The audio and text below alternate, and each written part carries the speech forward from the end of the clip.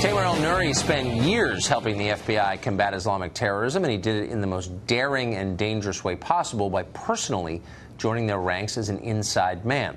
The work was so dangerous that Tamer Elnoury is not his real name. We can't let you hear his real voice. We can't let you know what he looks like, in fact. Elnoury just put out a new book. It's called American Radical: Inside the World of an Undercover Muslim FBI Agent. He recently sat down with us to discuss his life fighting Islamic extremism from the inside. Here's the first part of that interview. So to give us some sense of the lengths you have to go to protect your life, tell us what you went through to change your appearance. It was quite the process, actually. I had to go to a prosthetic company who essentially adds a chin, a nose, a forehead, new hair, different skin coloring. It's, as you can tell, it's a little bit hard sometimes to move my mouth to properly enunciate, but at the end of the day, I'm sitting here looking like this, so it's a good thing. Yeah, no worse than Botox. So, in your book, you describe how, and I don't think you're bragging, I think it's real, how completely fooled the extremists you lived among were by your cover. How did you convince them that you were one of them? I study them. I mean, it's how do you make friends, Tucker, day to day, naturally. The proper evolution of a relationship. Yes. You just try to inject yourself, create the proper persona, we call it a legend, into that individual. But again, I get to cheat because I study their pattern of life, what they do, what they don't do, what they eat, what they don't like to eat, where they go, what they do, I jokingly say, when they're not being jihadi.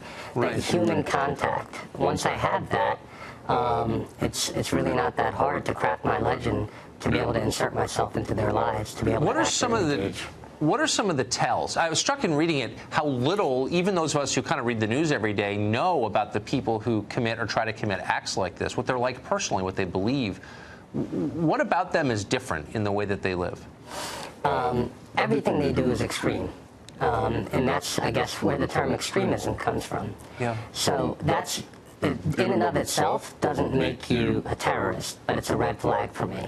It's multiple indicators, and that's what I tried to highlight in American Radical, is it's not just for law enforcement and the intelligence community anymore to be able to know, to be able to distinguish between a radical individual and a mainstream Muslim.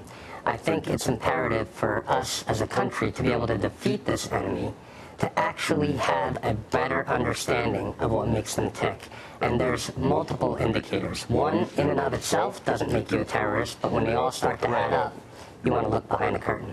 So what, I mean, the most obvious question, what motivates them? Why are they angry enough at America that they want to kill Americans, in some case lose their own lives? Complete and utter disregard for religion, but they take what they feel is an interpretation of how to defend yourself. For example, the best way to describe it to you is Shahad's interpretation. Every major religious text, Tucker, has ways to defend yourself and so on and so forth, and sometimes those wording can obviously be harsh, for lack of a better term. But they take it and they would say, for example, that Shahad says that every taxpayer in the United States is supporting a government that's occupying Muslim lands. And these governments are suppressing the proper military, so they can't defend themselves with a proper military force. So this is the only way to defeat them, is with terrorism. Strike from within, because they view it as a tool of war. It's an absolute desecration. It's not the proper interpretation of any religion, let alone Islam. So that is another indicator, and yet a justification. Did you become close to these guys? How did you feel about them? I hate every one of them, obviously, but my trick, and others like me that do this, is I latch on to something human in them. Yes. In Shahad's case, for example, here he is a brilliant, world-renowned scientist on the precipice of curing infectious diseases. What he offered to humanity was so wonderful. The way he spoke to his mother, the way he supported his siblings financially. Those human parts of him is what I latch onto in order to at least be believable.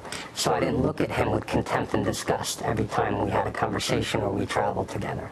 It's just so striking that a guy like that, who's not a loser, who's now in prison, but a guy like that would devote his life to killing Americans. It's just, that's not the profile we've come to expect. And you know what, Tucker? That's one of the main reasons why I wrote this book is Shahab Assegayer's story, his radicalization. How do you go from mainstream on your way to being, within 2 years, one step removed from Ayman al-Zawahiri, the leader of al-Qaeda? Yes.